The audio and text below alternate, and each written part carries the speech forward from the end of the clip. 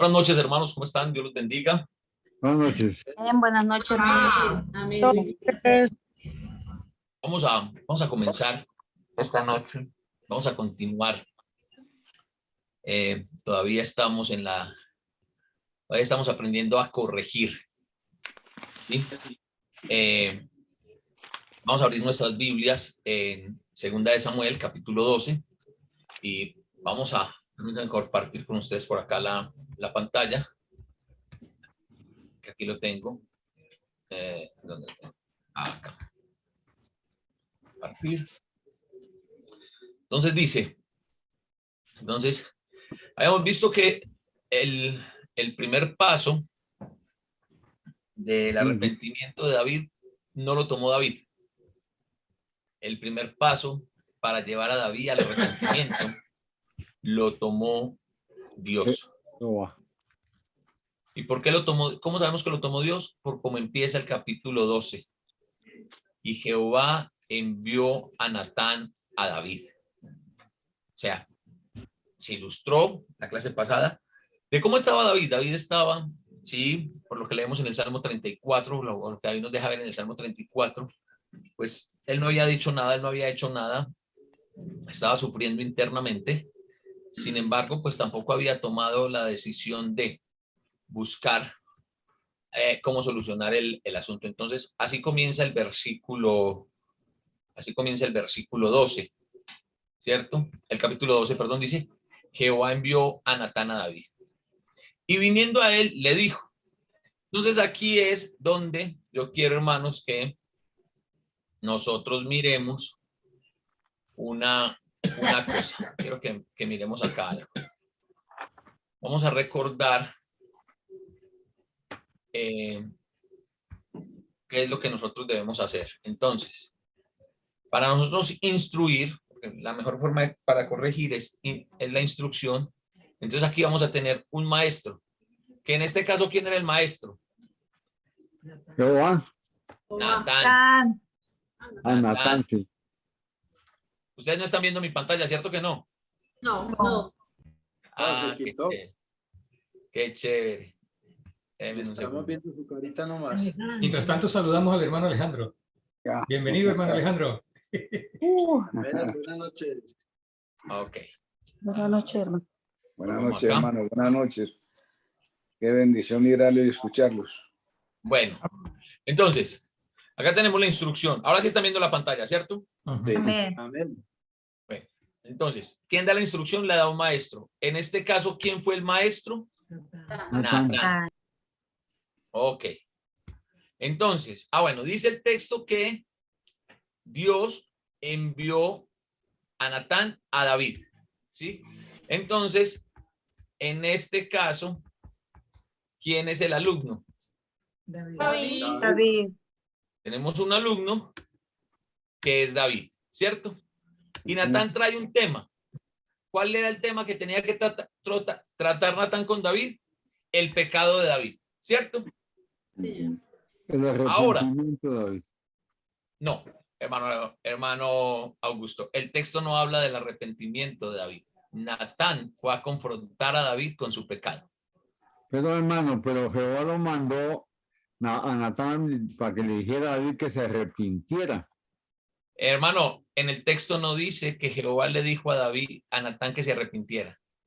Natán fue a confrontar a David con su pecado.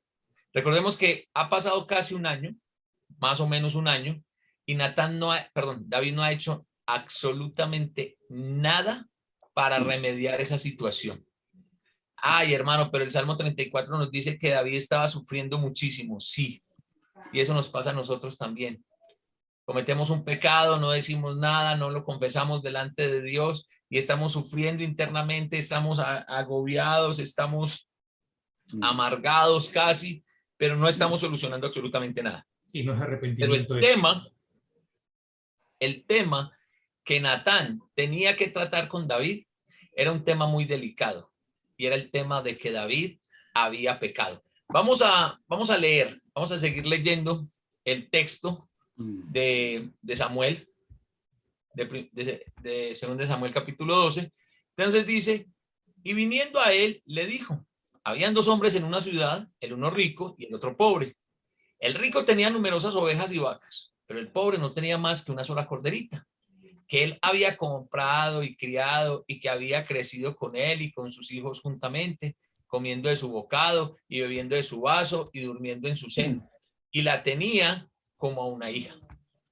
Y vino uno de camino al hombre rico, y éste no quiso tomar de sus ovejas y de sus vacas para guisar para el caminante que había venido a él, sino que tomó la oveja de aquel hombre pobre y la preparó para aquel que había venido a él.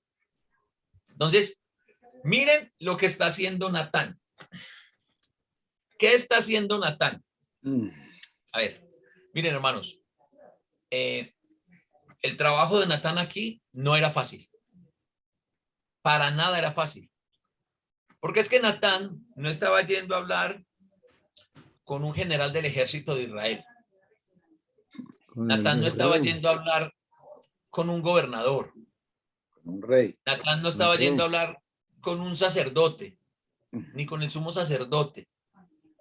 Natán estaba yendo a hablar con el mismísimo rey de Israel. Y miren, de Natán nosotros tenemos que aprender que a veces las personas, nosotros cuando vamos a instruir y cuando vamos a corregir, miren lo que está haciendo Natán. ¿Qué está haciendo Natán? Natán está buscando el lado justo de David. ¿Cómo hubiésemos llegado nosotros? ¿Cómo hubiésemos llegado nosotros? Llegamos a regañarlo. Llegamos a regañarlo, llegamos a increparlo, y capaz que no hubiéramos ido solos, como Natán fue solito. No, nosotros vamos en combo, digo yo. Vamos entre varios, ¿no? Claro, para ver si le damos golpes también. Sí. Y bueno, pues, pero oiga, ahora, lo de Natán era delicado, porque, a ver, pongámoslo en el contexto, metámoslo en el contexto. De corazón, como digo yo, ante los ojos de Dios, ¿a quién le gusta que le digan sus errores? A nadie. A nadie. Dejémonos esa falsa humildad, dejémonos esa falsa humildad que raya en la hipocresía de, ay no, a mí sí me gusta que me digan los errores. Sobre todo, vaya, dígale usted que se está equivocando, para que vea cómo me pone coloradito, para que vea cómo cambia de aspecto, cómo cambia el tono de la voz y cómo arrancamos a defendernos. Y eso que nos gusta que nos digan los errores. Imagina donde no nos gustara. Imagina donde no nos gustara. Entonces, mire lo que pasa. Natán nos enseña que nosotros debemos buscar, primero arrancar por lo que nos une con ese hermano que falló, antes de ir a increparlo con su pecado. Ay, hermano, pero es que nosotros tenemos que hablar donde la Biblia habla y callar donde la Biblia calla, y lo que es pecado según la Biblia es pecado y punto. Sí. Eso no va a cambiar. Y Natán no lo está cambiando. ¿O Natán lo está cambiando? No. Ustedes que leyeron el texto de 2 de Samuel, capítulo 12, ¿Natán cambió eso? No. No lo cambió. ¿Qué hizo Natán? Apeló, mire, vamos a continuar en la lectura. Le echó un cuento. Sí, pero ¿para qué le echó ese cuento? Mire. Para que se diera cuenta de lo que era conocido. Versículo 5. Entonces se encendió el furor de David en gran manera contra aquel hombre y dijo a Natán, vive Jehová, que el que tal hizo es digno de muerte y debe pagar la cordera 4 tantos, porque hizo tal cosa y no tuvo misericordia. Wow. O sea, tengo que leerlo. Tengo que leerlo porque dice el texto literalmente que se encendió el furor. O sea, en buen paisa, le sacaron la piedra a David. Curioso. O sea, un rey justo no podía tolerar que en su reino se cometiera tal canallada. Para eso Natán utilizó esa parábola, para buscar en David la reacción justa, porque David era un hombre justo. Ay, hermano, pero pecó de gran manera. Sí, pero eso se equivocó, pecó, pero eso no quita la justicia. David seguía siendo un hombre justo, ¿sí o no? Sí, claro. Claro, y aquí nos lo muestra. Que muera el que tal es digno de muerte. Y no solamente es digno de muerte, no me va a pagar solo con la muerte. Me le da 4 corderitas al hombre pobre y me lo matan. ¿Sí? Cuando nosotros vamos a instruir a un hermano, empecemos por recordarle a ese hermano las cosas buenas, las actitudes buenas, esas cosas buenas que él tiene. Y así la corrección se nos va a hacer más fácil. ¿Por qué se nos va a hacer más fácil? ¿Cómo? La teoría del sándwich. No sé. Yo de ti no hablaba de la teoría de comidas ahorita. Te escuché decir que tenías hambre. Cierto, se me olvidó. Ya otra vez se me abrió el apetito. Entonces, miren, ¿qué tan importante es? Esto no solamente sirve para corregir el pecado en la iglesia, las diferencias entre nuestra familia, con nuestros hijos, con nuestros cónyuges, los que tienen cónyuges, ¿cierto? Ustedes saben que hay unas frases, hay unas palabras que nosotros utilizamos muy comúnmente y que marcan y que dañan a nuestra familia. Ejemplo, cuando generalizamos, es que usted todo lo hace mal. Ya que le estamos diciendo, no hay nada bueno en él, todo lo hace mal, no. Sino todo, o sea, todo lo hace mal. Nada. Ya todo está. Usted no sirve para nada. Ay. Y se lo ratifica, pero es que para nada. Pero es que es para nada. No es para nada. Dale. Ojo. Entonces nosotros vamos a hablar con ese hermano que pecó. Hermano, es que el colmo. Usted tantos años en la iglesia. Usted que hasta predica y todo. Y haciendo esas cosas. ¿Qué estamos logrando? ¿Qué hemos logrado con esa disciplina? Cuéntenme, los escucho. ¿Qué hemos logrado con esa disciplina? Que la persona se cierre. La persona Nada. se cierre y se retire. No conseguimos nada. Dígame, ¿qué hemos conseguido? Dígame, en sus congregaciones. O hasta que actúe en contra de la persona que le está increpando. Sí, porque es que a veces la disciplina ya se vuelve personal. Yo les decía, en una clase anterior les decía, de esta serie les decía, mi responsabilidad, mi deber, como hermano en la fe de un hermano que comete un error. Y él me dice que está arrepentido, mi deber es creerle. Amén. Pero nosotros empezamos, es que usted no está arrepentido. No, es que su caso es Dios. Pero así lo hemos hecho, Beatriz. Claro, yo sé. No es así que funciona. Beatriz, yo creo que en algún momento te tocó vivirlo. Claro. Usted no está arrepentido. Venga, ¿quién soy yo para decir que no está arrepentido? No, es que a mí me parece que él no está arrepentido. Venga.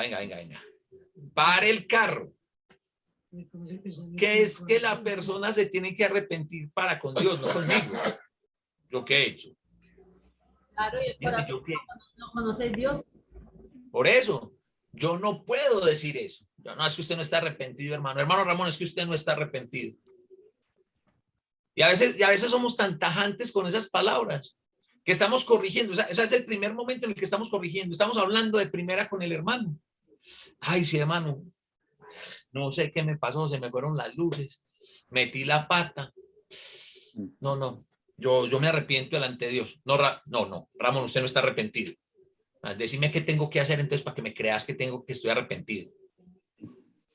¿Saben a qué nos ha llevado esto? A que nosotros generalicemos. Porque la única forma de mostrar que el hermano está arrepentido es el domingo, delante de todo el mundo, propios y extraños. Cuando hablo de extraños, estoy hablando de los visitantes en nuestras congregaciones. La única forma de mostrar que esa persona está arrepentida es humillarlo públicamente y que esa persona se pare al frente y diga, mire, es que yo hice esto, hice aquello, hice lo de aquí, hice lo de allá.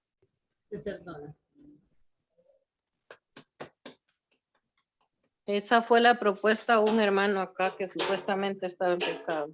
Y eso fue lo que le dijeron. Déjeme aplaudirlo. ¿Y lo hizo el hermano, hermana Alba? No, porque no. Déjenme aplaudirlo. A ver, hermana Alba, ¿cómo? El bíblico. No, Daniel. No No vamos a convenía. mirar casos, no vamos a mirar casos, hermana Alba, por favor. No, estamos Yo hablando. sé que así pasa. Pero lo que quiero saber es qué pasó con ese hermano. ¿Ese hermano se fue de la iglesia? Después les te cuento la historia. Ah, ok. Entonces, miren, hermanos, eso no es de aplaudir. Eso no es de aplaudir. ¿Y saben por qué no es de aplaudir? Porque primero, estamos menospreciando y estamos humillando a alguien por el cual Jesucristo murió. Amén. Y si alguno de ustedes me levanta la mano y me dice, hermano, lo que pasa es que el caso de David era un caso especial porque David era rey. Y a David le dieron el trato de un rey. Sí, a David le dieron el trato de un rey. Los invito a que lean en el Nuevo Testamento a ver qué somos nosotros para Dios. Reyes y sacerdotes. Y sacerdotes. Amén. David era solo rey. Amén. David era solo rey. Nosotros somos reyes y sacerdotes. Así es. Entonces, a ver, hermanos, ¿por qué les estoy trayendo esto a colación? Porque esto me tiene que llevar a mí también a entender cómo es que, a ver, ¿cómo trataríamos nosotros al rey? ¿Cómo trató Natán al rey? Ese hermano que se equivocó, para Dios es un rey y es un sacerdote. Amén. ¿Quién soy yo para tratarlo mal? ¿Quién soy yo para humillarlo? Entonces humillamos al hermano, menospreciamos la iglesia. Así es. Y digo que menospreciamos la iglesia porque no estamos considerando a los visitantes. Así es. Y ustedes saben qué dicen muchos visitantes cuando esos espectáculos ocurren. Uy, no, ¿cómo así? Es que la gente de esa iglesia fornica. ¿Cómo así que el pastor, que el predicador cayó en adulterio? No, me quedo en la iglesia católica, me quedo como estoy. Gracias. Gracias, Exactito eso hicieron y dividieron la gracias iglesia. al coordinador de disciplina. Sí, Gracias al sí, eso es lo que coordinador de pasó. disciplina. Sí, Estamos cerrándole el reino, la entrada al reino a muchas personas. Y estamos haciendo que los incrédulos blasfemen el nombre de Dios, el nombre de su iglesia. Así es. Y aplaudir. ¿Cierto que es de aplaudir? Muchísimo, pero al revés. No es de aplaudir, hermano. Tenemos que ser conscientes. Miren, bajémonos de esa nube. ¿Entienden el término bajémonos de la nube? Sí. Es noble. Sí, o sea, yo sé que todos los de Colombia lo entienden. Los que no son colombianos entienden el término, sí, porque me dijo Alejandro sí, Ramón dijo sí, Beatriz dijo sí, el hermano Augusto Pacheco dijo Sí, los mexicanos también. también viven en una nube. Ok, bajémonos de la nube de la disciplina. Sí, lo estoy diciendo, lo sostengo, me mantengo, lo afirmo. Bajémonos de esa nube hiperbólica de la disciplina que queremos manejar. No, hermano, es que la congregación no puede estar llena de pecadores. Entonces, ¿de qué quieres de que esté llena? Ujú. Hasta donde yo sé, todos cometimos pecado y estamos destituidos de la gloria de Dios. No lo digo yo, lo dijo Pablo en Romanos capítulo 3. Cierto. ¿Es así Amén. o no es así? Amén. Amén. Usted y yo, ¿qué somos? Pecadores. Pecadores Termínela porque no solamente somos pecadores, arrepentidos. somos pecadores perdonados Por la sangre de Cristo. por la sangre de Cristo. Correcto. Entonces yo no puedo venir y montarme en una nubecita, meterme en una urna de cristal y decir, no, es que en la iglesia no. En la iglesia sí. En el pueblo de Dios sí. Y por eso necesitamos aprender a tratar con el pecado dentro del pueblo de Dios. Amén. Y nunca, escúcheme en esto, hermanos, si quiere tomen nota y si alguien dice quién lo dijo, digan que lo dije yo. Nosotros nunca, ninguno de nosotros tiene la potestad, la autoridad para cerrarle las puertas de la iglesia a alguien. Ujú. Amén. Amén. Así Amén. es. Ustedes quieren saber una cosa, hermanos. Pero se hace. A Dios le preocupa algo. A Dios no le preocupa cuántas veces usted o yo caemos. ¿Sabe qué le preocupa a Dios? Que nos levantemos. Que si caemos chorrocientas mil veces, tengamos la paramos. fuerza para levantarnos chorrocientas mil una. No. Amén. La preocupación no está en cuántas veces caemos, sino cuántas veces nos vamos a poder levantar. Hermanos, este mundo no se ha acabado porque Dios es paciente y no quiere que ninguno se condene. Amén. Ahora les digo, mis hermanos, si Dios no quiere que se condenen esas personas que no están dentro del reino de Dios, ¿usted cree que Dios quiere que se condenen los que están dentro del reino de Dios? No. No, no. Para Les voy a nada. citar el texto favorito de los coordinadores de disciplina. Los voy a denominar así. Los voy a denominar los coordinadores de disciplina, cariñosamente. Hermano Leonel, el apóstol Pablo fue muy claro en Primera de Corintios capítulo 5, con ese pecador perverso, de tipo perverso que había allá en la iglesia en Corinto, y dijo que lo tuvieran lejos de él, fuera de la iglesia. Pregunto, ¿lo dijo Pablo, sí o no? Sí. Sí lo dijo. Sí, lo dijo. Sí, lo dijo. Pero después, Pero Sí ellos- lo dijo. y en 2 Sí lo dijo. Corintios, Lo que pasa es que el coordinador de disciplina o no ha leído la segunda carta o siempre se salta el capítulo 2, porque en capítulo 2 de Segunda de Corintios, Pablo les dice, ¿Y dónde venga, está? cuéntame una cosita. ¿Qué ha pasado con aquel muchacho? ¿Ustedes qué han hecho para volverlo a traer? O sea, lo dejaron allá afuera y ya. Nosotros somos tan buenos sacando gente. ¿Cierto? Somos muy buenos sacando gente. Mm. Sí, ¿Qué tan buenos somos trayéndolos de nuevo? ahí está el detalle. Malos. Por eso hay que ponernos en los pies de los demás. Amén. Yo les voy a hacer una Empatía. pregunta, hermano. Yo les voy a hacer una pregunta. Nosotros somos muy buenos sacando gente Pero malos para traerlos. y no hacemos absolutamente nada para volverlos a traer. Cierto. Y estamos muy tranquilos porque como oró el fariseo en la enseñanza de Jesús, gracias te doy, Señor, porque no soy como ese hermano ese que dice que hermano que es todo pecador. Un fariseo. Así pareciera que oráramos. No, hermano, nosotros no oramos así. Peor, actuamos así. Pues, esa fue más allá porque actuamos así. La pregunta es, ¿ustedes saben qué dice Dios al respecto? El Señor dice que si el justo dejara su camino, se apartara del camino y muriere, él será condenado por su pecado. Y la justicia que había hecho antes no le será tenido en cuenta. Y ahí es donde estamos nosotros de coordinadores de disciplina. Sí.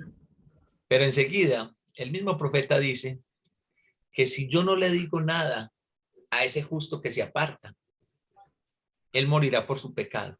Y yo. Pero ese difunto me lo van a cobrar a mí.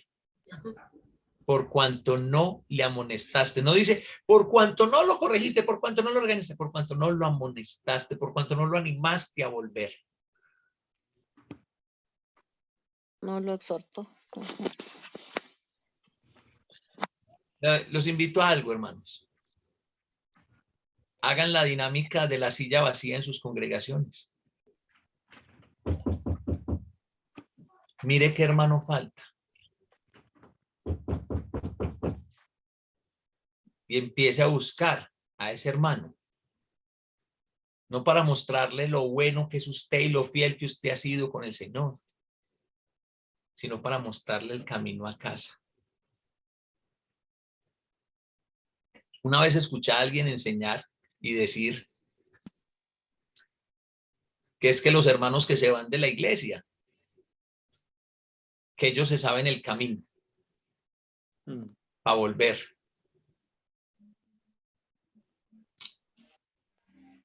Y que el padre del hijo pródigo jamás se levantó para irlo a buscar. Y tiene razón, porque eso es lo que dice el texto. Sin embargo, ¿cuál era la esperanza de ese padre en el texto?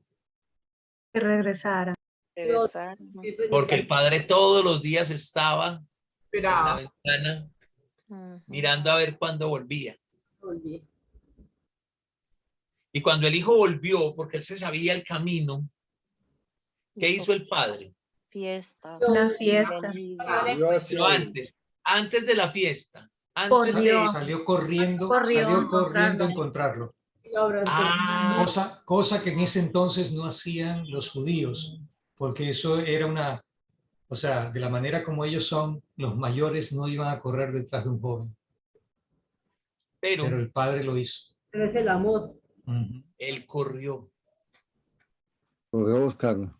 Nosotros nos queremos quedar sentados en la oficina del coordinador de disciplina y esperando que el hijo pródigo llegue arrastrándose. No necesariamente tiene que ser arrodillado, si llega siendo arrastre bajo, o sea, lo más humillante posible, para nosotros va a estar muy arrepentido, va a estar muy bien, porque nosotros somos buenos y ellos son malos. Y para caerle a palo otra vez. Error. Y para enseguida decirle, pero cuidadito, lo vuelve a hacer. Sí, hoy hay que Ojo, pues tenerlo le bien voy a dar esta vigilado. oportunidad. Le voy a dar esta oportunidad. Señalando. Qué ilusos somos de verdad. Qué Damos atrevidos lástima. somos. Qué atrevidos somos. Damos lástima. Porque nosotros le damos últimas oportunidades a los hermanos. Cuando Dios nos da nuevas oportunidades todos los días. Sus misericordias se renuevan a diario. Amén. Entonces nosotros necesitamos aprender que cuando vamos a instruir, lo primero es empezar por reafirmar en esa persona las cosas buenas que tiene. Mire, le voy a hacer una pregunta a mi hermano Ramón, que él está muy empapado por su familia y todo, en temas pedagógicos. Imagínese uno llegar como profesor de qué sé yo, de segundo de escuela, de segundo elemental, y empezar. Vea, les voy a enseñar una cosa, pero es que ustedes, niños, son todos muy brutos. Ustedes no saben absolutamente nada. Y son tapados y son tercos. Son tapados por dentro y los sellaron y botaron las llaves. Dígame, hermano Ramón, ¿qué aprende un niño así? Nada. Absolutamente nada. Ya uno le cierra la mente, el corazón y el alma. Lo único que uno está haciendo es reafirmando que es bruto. ¿Y como que se va a comportar? Como un bruto. La hermana Beatriz Ollaverna escribe, estamos como el que cobra una chichica cuando nos perdonaron una fortuna. Así es. Entonces, lo primero que nosotros tenemos que hacer es lo que hizo Natán. ¿Qué hizo Natán? Buscó la manera de recordarle a David qué tipo de persona era él. Y David era un hombre justo. Entonces David se enfurece. Ahora viene la parte difícil para Natán. ¿Cuál era la parte difícil? Tener que confrontar a David. Versículo 7 dice, entonces dijo Natán a David, tú eres aquel hombre. Así ha dicho Jehová, Dios de Israel. Yo te ungí por rey sobre Israel y te libré de la mano de Saúl y te di la casa de tu señor y las mujeres de tu señor en tu seno. Además te di la casa de Israel y de Judá. Y si esto fuera poco, te habría añadido mucho más. ¿Por qué pues tuviste en poco la palabra de Jehová, haciendo lo malo delante de tus ojos? De sus ojos, a Urías Eteo heriste a espada y tomaste por mujer a su mujer. A él lo mataste con la espada de los hijos de Amón. Por lo cual, ahora no se apartará jamás de tu casa la espada, por cuanto menospreciaste y tomaste la mujer de Urías Eteo para que fuese tu mujer. Así ha dicho Jehová. He aquí, yo haré levantar el mal sobre ti, de tu misma casa, y tomaré tus mujeres delante de tus ojos y las daré a tu prójimo, el cual yacerá con tu mujer, con tus mujeres a la vista del sol, porque tú lo hiciste en lo secreto, mas yo haré esto de delante de todo Israel a pleno sol. Ok, pues miren lo que hace Natán. Busca el lado justo de David y ahora le dice, venga, es que ese es usted. Ahora, se necesita demasiado valor para hacer lo que Natán hizo. ¿Por qué razón? Bueno, les recuerdo que Natán está hablando con el rey. Nadie iba a señalar al rey y a decir, usted fue el que lo hizo. Le corta la cabeza. Mire, pero vea, vamos a ver algo muy importante, hermanos. Y es lo que ocasionaron las palabras de Natán, no estas, sino las primeras. La parábola de los dos hombres, del hombre rico y el hombre pobre. Porque mire cómo continúa el texto.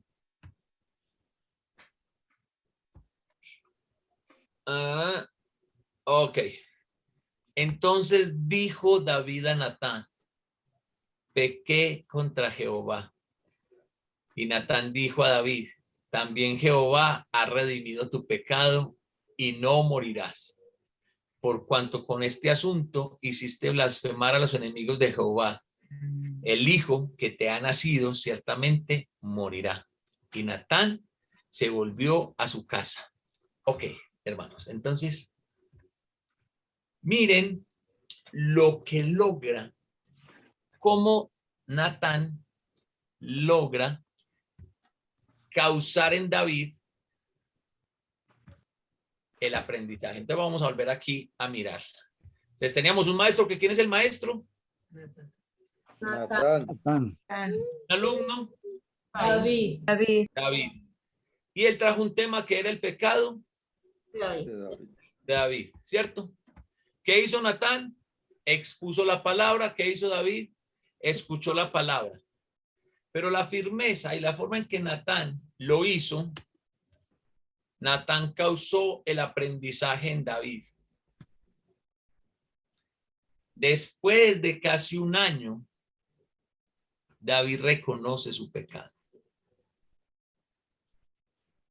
Después de casi un año, David reconoce que pecó. Pero ¿saben qué? Me encanta la forma en que David lo dice.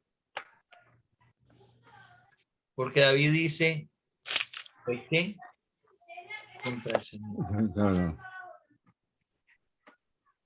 Miren, David no dijo, Uy, sí, pequé contra la ley de Dios, que a la larga vendría siendo casi que lo mismo, ¿cierto? Uy, pequé contra lo establecido por Dios para el rey. No, David lo dice, pequé contra Dios. Eso es una confesión.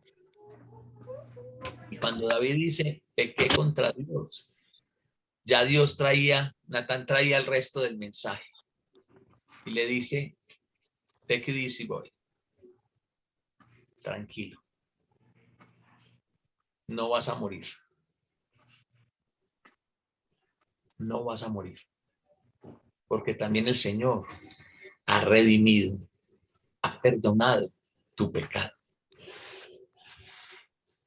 Quiero que pensemos un segundito, hermanos. ¿Qué tanto nos importan a nosotros las almas de nuestros hermanos? Es el tiempo en que nosotros nos empecemos a preocupar por ellos. Hay una tendencia en las congregaciones, y es que nos gusta mucho evangelizar, y qué bueno, y gloria a Dios, y lo tenemos que hacer. Nos gusta mucho evangelizar y traer gente nueva y traer gente nueva. Pero no estamos apacentando la grey de Dios. No estamos cuidando el rebaño que Dios nos dio para cuidar. Y pasa mucho en las congregaciones grandes, donde por ser tantos no nos damos cuenta de quién falta. No Esa es la nos gran queremos dar cuenta. O no nos queremos dar cuenta. Wow. O no nos queremos dar cuenta. Miren, yo recuerdo cuando llegué en el año 97, a la escuela en Ecuador. Wow. El primer servicio en el que yo estuve en la congregación de Quito Norte, yo estaba así con unos ojos grandotes. Porque eran 480 personas en el servicio. Yo nunca había visto un servicio con tantas personas. Se suponía que yo iba de una congregación grande en Colombia, que era una congregación acá en Medellín, y ahí éramos 100. Pero cuando llego y veo que nos cuadruplicaron, casi que nos quintuplicaban, yo, wow, estaba sorprendido. Ahora, lo más sorprendente era la forma en que se evangelizaba, porque, ¿qué, Ramón? En promedio, 5 personas por semana se bautizaban. Más o menos. Más o menos, en promedio 5 personas. Pero dato curioso, 4 años después, en el servicio seguíamos siendo los mismos 480, 500. Entonces, ¿dónde estaba ese crecimiento exponencial de 20 personas al mes? 20 personas al mes en 10 meses eran 200 personas más, tendríamos que ser 680, ¿sí? Pero estamos hablando de 48 meses, o sea, tendríamos que ser 1000 y pedazo. Pero seguíamos siendo. ¿Por qué? Porque siempre estábamos muy pendientes de aplaudir por los que llegaban y no dándonos cuenta por los que se estaban yendo los que estaban saliendo por la puerta de atrás. Por eso la pregunta es, ¿qué cada uno debe hacerse? ¿Qué tan importante es para usted las almas de sus hermanos? Hermano Ramón. Sí, hermano, quería hablarle de una persona que creo que usted conoce, o mi hermano Alejandro Arango, que por ende pues les manda saludos. Yo no sé si el hermano Alejandro y usted, Néstor, se acuerdan de Amalia Álvarez, la hija del hermano Carlos, el que vendía lotería ahí en Pilsen, él era invidente y daba predicaciones de memoria. No sé si se acuerda de ella. Pues no me acuerdo de Amalia, me acuerdo de Carlos. Ok. Ella es una persona que yo ya llevo más de 2 años tras ella y ya se está reuniendo en la Iglesia de Cristo en Itagüí, pero va a ingresar a reunirse con los hermanos de Barranquilla con Balboa. Yo le he dicho que tenemos que tener fuerza y voluntad, porque es que siempre vamos a tener hermanos que van a valorar realmente a los hermanos y otros que les da lo mismo si va o vuelve. Y eso estaba de pronto también sucediendo en Quito, que a veces no nos interesamos realmente por aquellos que están. Sí, prestamos atención a los que vienen y muy bueno. Es como cuando un bebé recién nacido, uno corre para arriba y para abajo con él, porque cada rato llora y pide leche, pero cuando el niño crece y comienza a jugar y a molestar, pues lo dejamos que haga y que juegue y que moleste. Pero la verdad es que no hemos sabido aplicar no tanto la disciplina, hermanos, sino también el crecimiento espiritual en la iglesia, porque el crecimiento es algo más que la disciplina. Y a esta hermana, pues lo que la gente acostumbra a decir que es un mal dicho, que el que viene, bienvenido, el que se va no nos hace falta. Yo creo que esto no es una empresa de hombres mundanos o mujeres mundanas, esto es una empresa espiritual. Bienvenido el que llegó y el que viene si nos hace falta porque es un hijo, una hija de Dios, porque ojo, es parte Ramón, de mi cuerpo. Sí, hermano. ojo con esa frase, hermanos. Es que el que se va no hace falta, no hace falta. ¿Y por qué no le pregunta al dueño del letrero? ¿Por qué no le pregunta al dueño del asunto, del negocio, si le hace falta? ¿Ustedes saben por qué nosotros nos atrevemos a decir esa barbaridad? Porque es una barbaridad. Porque al fin y al cabo, yo no he muerto por ninguno. A mí no me han pegado el primer correazo por ninguno. ¿Por qué no le preguntamos al Señor Jesucristo si a él le hacen falta o no le hacen falta? Ojo, hermanos, y qué bueno, Ramón, el comentario, porque es que nosotros nos tenemos que pellizcar con esto. Nosotros nos tenemos que pellizcar con esto porque es que no podemos seguir cometiendo los mismos errores. Y estás diciendo algo muy importante, Ramón, y es el tema del crecimiento. Y nosotros hemos basado el crecimiento en la iglesia a años. Se supone que es que un hermano ya lleva 3, 4, 5, 6, 10 años, entonces ya es un hermano maduro. No. Pero no le hemos dado absolutamente nada. No hemos trabajado en él, no lo hemos ayudado, no lo hemos edificado, no ha crecido en el conocimiento de nuestro Señor Jesucristo. ¿Cómo llega a la madurez? Sí. ¿Ustedes recuerdan qué dijo el profeta Oseas? El profeta Oseas dijo: por falta de conocimiento se pierde mi pueblo. Mi pueblo fue destruido porque le faltó conocimiento. De pronto alguna vez matemáticamente hice una cuenta. Supongamos que el hermano lleva 50 años en la iglesia, pero se reúne una vez por semana y solamente 2 horas en ese día. El año trae 48 meses. Por 2 serían 48 meses. Ese año tuyo tan largo. Por dos. ¿Serían cuánto? ¿Cómo fue? El año trae 52 semanas. ¿El año trae cuántas semanas? 52. 52 semanas trae por el año. Correcto. 104. Por 2. 104. 104. En el año le dedicamos a Dios. Y eso que muchas veces mirando el reloj. Entonces, ¿qué tanto realmente se está edificando un hermano o una hermana cuando va a la iglesia? Si media hora es en oración, en cánticos y en esto, y el estudio es mirando el reloj, o la prédica mirando el reloj.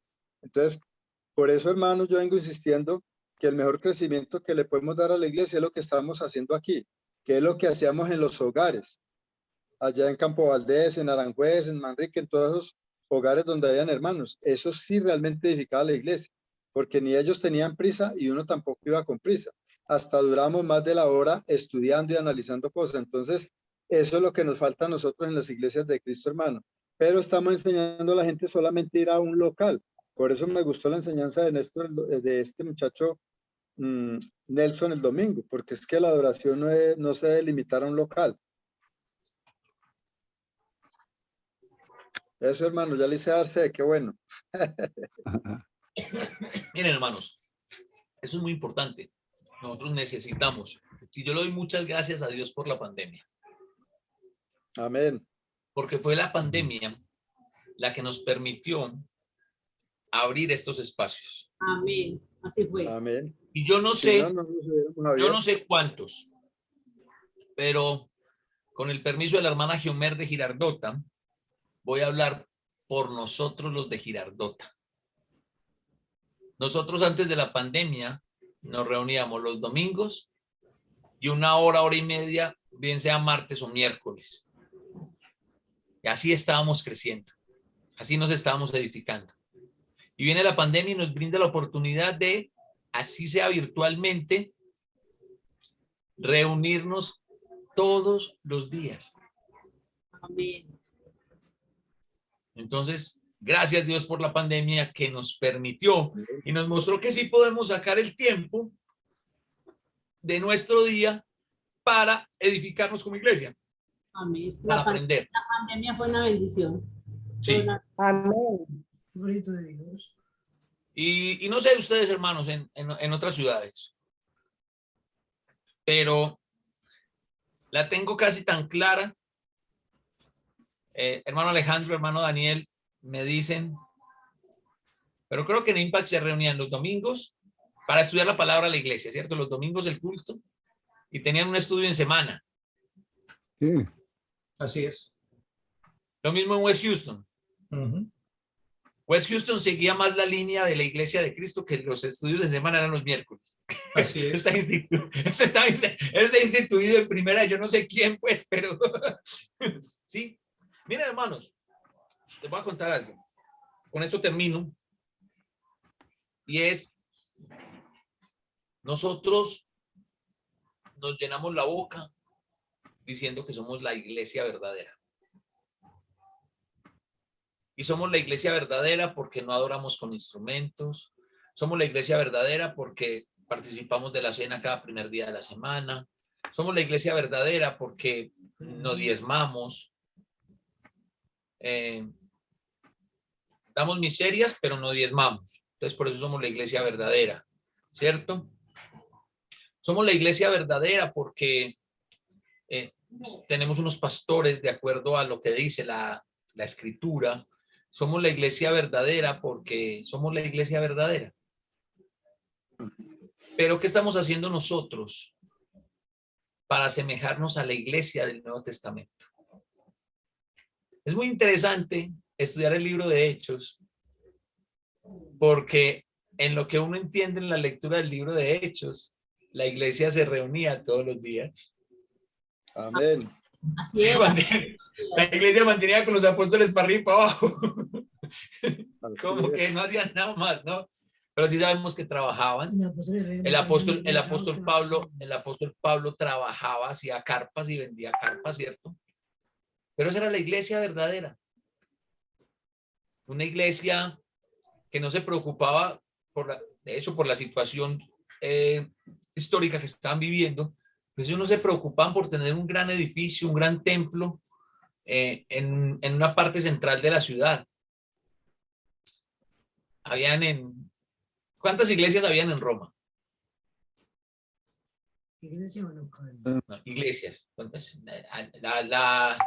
El texto, el apóstol Pablo empieza a saludar uno por uno al finalizar Romanos, y la iglesia que se reúne en la casa de tal, y la iglesia que se reúne allí, y la iglesia, y menciona muchas, ¿no? ¿Y qué hemos hecho nosotros para asemejarnos a ellos? ¿Cómo estamos nosotros en lo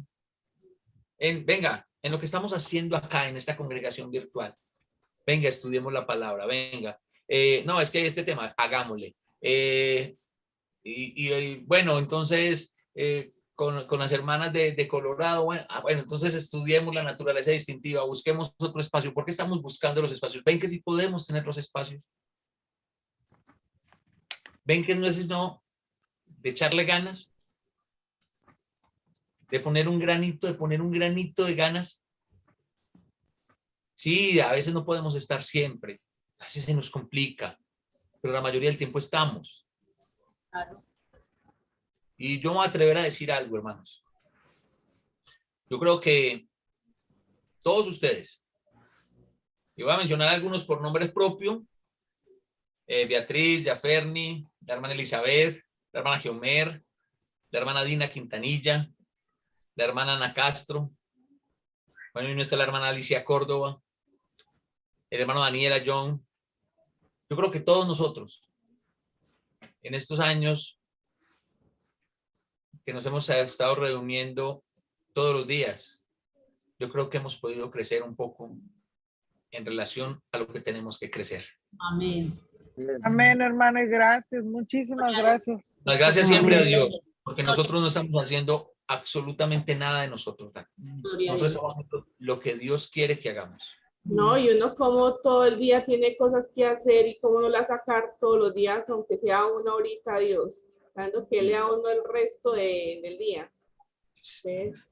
No duerman sino 23. Una forma de agradecerle a Él todo lo que nos da. maravilla. Es que también tenemos que aprender a razonar y a caer en cuenta de que esta es la mejor parte del día. Amén. Amén. Vale. Entonces, mis hermanos, vamos a dejar hasta acá. El día martes quiero que hagamos un conversatorio. Ya vimos cómo lo trabajó Natán, el resultado que tuvo. De hecho, los que escuchan El Momento con el Señor que envío, toda esta semana hablé del Salmo 51 con relación a esta misma historia. Mire lo que logramos. Mire lo que se logra cuando nosotros instruimos. Pablo le dice a Timoteo, instruye en justicia. Cuando nosotros instruimos en la verdad. Natán. Sí, Daniel. No, sí. Natán, ¿qué? Natán no dijo, bueno, David, pero entonces dígame que usted está arrepentido. ¿No? A Natán le bastó, ¿sabe con qué? Entonces el sacerdote. No, ni eso. ¿Saben a Natán le bastó con qué? Es que Con mire que que, David es que él dice reconociera. el Señor lo redimió directamente. Él no necesitó ir a buscarle a ninguno más. Y nosotros tampoco. Pero lo que yo quiero que nosotros miremos en nuestra condición de seres humanos es que a Natán le bastó. Era lo que te decía, hermano Augusto. Mira que Natán en ningún momento le dijo a David, pero usted sí se arrepintió. No. A Natán le bastó con que David reconociera que había pecado. Hermano, perdón, pero resumiendo todo, Jehová perdonó a David, pero tiene que pagar sus culpas. Ah, no, eso es un tema aparte. Es que el Señor nos perdona, pero las consecuencias quedan. Así es. Mire, David mismo, yo creo que si David hubiese sabido que la historia de la ovejita era con él hubiera sido más calmado con su sentencia. No, es más, no hubiera sentenciado. No, él le hubiera dicho algo, pero mire, ¿qué pasó? Lo único que no pasó en la sentencia de David hacia David fue que el Señor le perdonó la vida. Pero David pagó 4 veces la corderita. Él mató a Urías. 4 hijos de David murieron. Empezaron con el hijo de Bexabé. Y después otros 3 hijos de David mueren. Un hermano viola a la hija, a la hermana. A la hermana, y entonces se matan entre ellos, todo.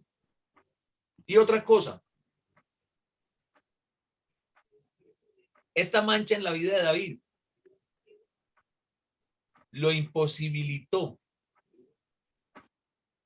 de hacer tal vez el templo.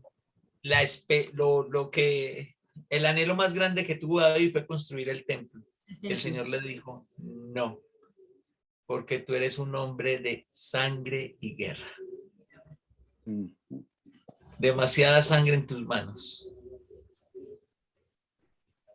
Pero tranquilo, David, premio de consolación, tu hijo lo construye. Tu hijo lo construye, ¿cierto? Entonces, hay cosas que nosotros no podemos evadir. Las consecuencias de nuestras acciones. Ahí van a estar, hermanos. Ay, hermano, pero me arrepentí. Sí, mijo, pero a ver, ya lo hiciste, entonces las cosas siguen un cauce natural, digámoslo así, ¿no? Ay, no, es que aquí en Medellín está lloviendo mucho, yo no voy a ir a trabajar mañana. porque está lloviendo. Yo tomo esa decisión. Ay, después me arrepiento, pero no voy a trabajar y me quedo sin trabajo. Ay, señor, pero yo me arrepentí. Sí, mijo, pero pues a ver, lo uno no tiene que ver con lo otro. Tenemos que aprender también. Pero ojo, hermanos, que nosotros, en la forma como nosotros no hemos comprendido bien cómo tratar el pecado dentro del reino de Dios, si ustedes supieran que nosotros no hemos, como no lo sabemos aplicar con los demás, ¿saben por qué no lo sabemos aplicar con los demás? Porque no sabemos cómo aplicarlo con nosotros mismos. Y ojo, que he escuchado a muchos cristianos aplicando la teoría budista del karma de una forma que uno dice, wow. ¿Y qué es eso? Que nosotros queremos como que el Señor nos perdonó, toda obra tiene una consecuencia, pero nosotros no podemos seguir almacenando consecuencias de todo lo que nos pasa. Ah, no, es que esto es consecuencia del pecado que yo hice hace 20 años. Ese no es Dios. Ese no es el perdón de Dios. El Señor, sí, tenemos unas consecuencias, pero el Señor no nos va a dejar las consecuencias ahí, pues, martirizándonos. Ojo con eso, con esa forma, pero de eso vamos a hablar más adelante. Entonces, vamos a mirar el día martes qué aprendimos de cómo corregir. ¿Cómo es que vamos a corregir de hoy en adelante? ¿Listo, mis hermanos? Por su atención, muchísimas gracias. Que Dios me los bendiga. Ahí me disculpan por los otros minuticos que me... Hermano, la tarea para el martes, la tarea. No, hoy no va a poner tarea. Hoy no va a poner tarea. Bueno, sí va a poner tarea. Sí, es el hermano Augusto que también me gusta. Pero que el hermano Augusto haga la tarea y no las pase entonces. Sí. No. Este es el mejor alumno. La tarea va a ser la siguiente. Cada uno va a traer una idea de cómo corregir el pecado en la iglesia, desde la instrucción. Perdón, cómo causar el aprendizaje en un hermano para corregir el pecado. Si quieren, consulten conmigo, que yo tengo unas ideas muy bonitas. Yo les pasteleo. Yo tomo el primer puesto para hablar con el hermano Ramón. Apenas colguemos aquí. ¿Cómo causar el aprendizaje? ¿Cómo causar el aprendizaje? Ajá. Para que un hermano corrija su pecado. En últimas fue lo que hizo Natán. Causó el aprendizaje en David. Amén. Y que de acuerdo a lo que vimos en esta lección de la instrucción, de la corrección, pues nuestro deber, nuestra obligación es causar ese aprendizaje, que las personas aprendan, que los hermanos aprendan. Entonces, ¿cómo es que yo voy a lograr hacer que ese hermano aprenda? ¿Cómo es que voy a causar el aprendizaje? Le voy a decir que no se vale de una vez. Para que vean que soy buena gente. Para que vean cómo estoy de generoso. Hermano, le voy a leer unos versículos de la Biblia. Sí, es importante leer los versículos de la Biblia, pero creo que estamos leyendo versículos de la Biblia en lo que me conozco y conozco lo que tengo uso de razón en la iglesia. Estamos leyendo versículos de la Biblia.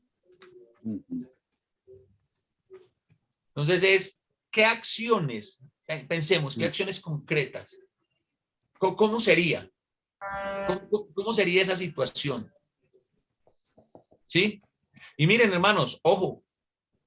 Yo sé que pronto ustedes van a decir, hermano Leonel, pero ¿cómo así? Es que esto es un tema espiritual y tenemos que tratarlo de forma espiritual. Claro que sí. Pero nosotros podemos tocar y llevar a que los hermanos concluyan de su situación de pecado sin abrir la Biblia. O dígame en qué texto de la ley le mencionó Natán a David. Uno.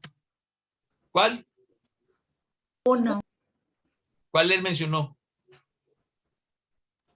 Contó una historia.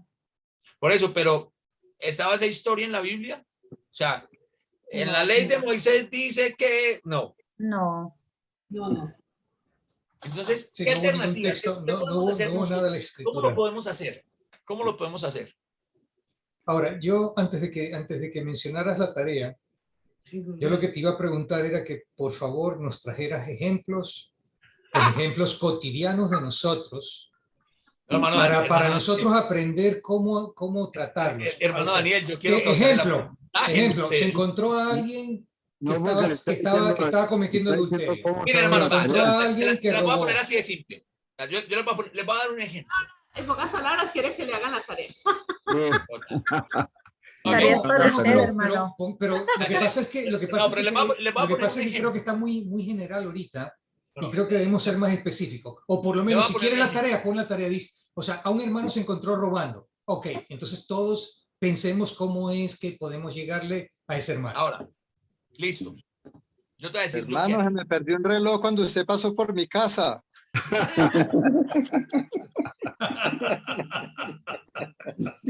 Por favor, no llamen a Ramón. ¿Cierto que es Esa un es mal directa. Por casualidad, usted dio mi reloj que cuando El usted hermano estaba usa en mi casa. parabólica, no directa. Dice. Ok, les voy a dar un ejemplo, Daniel. ¿Listo? Una hermana, acá en Medellín, una hermana que yo quiero mucho. Esta hermana la quiero muchísimo, la hermana Marta Roldán. Ella me dijo, una vez me dijo, tú eres bien especial, porque a usted hay que regañarlo a los abrazos. A usted hay que regañarlo con abrazos. Con cariño. Y yo regañarme con abrazos. Hablarle con cariño. Y yo me quedé así como, venga, pero ¿cómo es eso de que regañarme con abrazos? Y me dice, sí, usted tiene una forma de ser, que si uno va con usted al regaño, usted choca. O sea, si vienes a chocar conmigo, créeme, yo me voy a parar y vamos a chocar. Pero cuando usted lo abraza, usted baja todo. Y ella la tenía clara. Entonces, ¿sabe qué? Si es a mí el que me ven por ahí, me invitan a un asadito. Y ahí entre que picamos el chimichurri, le echamos el chimichurri, nos comemos una carnita, tomamos gaseosita, me cuentan la historia de la ovejita y reconozco, ¿no? Claro. Esas son el tipo de... Come la ovejita. Me como la ovejita. Mientras asamos la ovejita. No comemos la ovejita. Mientras asamos la ovejita. Pero mire, hermanos, en últimas, esas son el tipo de alternativas. Amén. ¿Sí? Yo puedo edificarme mucho con cualquier hermano sin necesidad de abrir la Biblia. ¿Nunca les ha pasado eso? De tener una conversación profunda con algún hermano que te lleve a reconocer o que lleve a esa persona a reconocer algo en lo que está fallando, pero nunca se le dijo a esa persona o te dijo esa persona, te acusó a esa persona. Y tal vez ni siquiera abrieron la Biblia. No estoy diciendo con esto de que no hay que estudiar la Biblia. Hay que estudiarla para aprender a hacerlo. Tener conocimiento, amén. ¿Sí? Ejemplo claro, Daniel. Veamos. Entonces yo tengo aquí, tarea para el martes. ¿Cómo causar, entre paréntesis, lograr el aprendizaje para que un hermano corrija su pecado? No se vale solo decir, leer versículos de la Biblia.